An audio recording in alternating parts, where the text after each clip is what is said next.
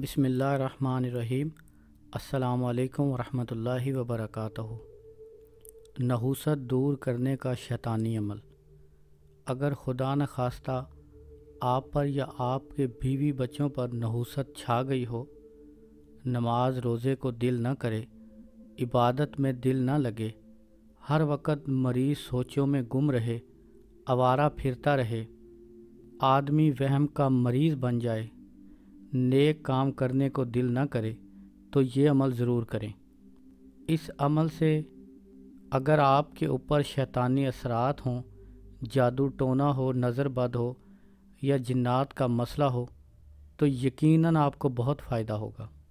आप इस अमल को इस तरह करें कि आप एक सफ़ेद कागज़ पर या लकीरदार कागज़ के ऊपर किसी भी स्याही से ये नाम इस तरह लिखें: इबलीस, शैतान, अशयातीन, जमी मलऊनान व कुफारान, जिन, जादू टोना, नज़रबद, बंदिश, नहूसत, हमा किस्म, दफ़ा शुद, दफ़ा शुद, दफ़ा शुद, गरक शुद, गरक शुद, गरक शुद। इस नक्श को लिखने के बाद अब आप इस नक्श को मरीज़ के बदन के ऊपर मसलें। मरीज़ ख़ुद अपने जिस्म के ऊपर मसल ले तो ज़्यादा बेहतर है। सर से लेके पाँव के तलवों तक अच्छी तरह हर जगह पर मसलें।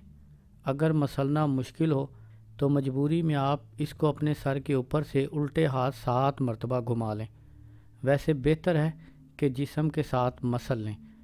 इससे मरीज़ के जिस्म में जितनी भी नहूसत होगी सब इस नक्श के अंदर आ जाएगी। अब इस नक्श के ऊपर 7 जूते ज़ोर से मारें और इसको जला दें। इस नक्श की राख वाशरूम में गंदी जगह पर बहा दें या वाशरूम में ही जला दें। ये अमल फौरी असर करता है। इस अमल से आप बहुत से काम ले सकते हैं।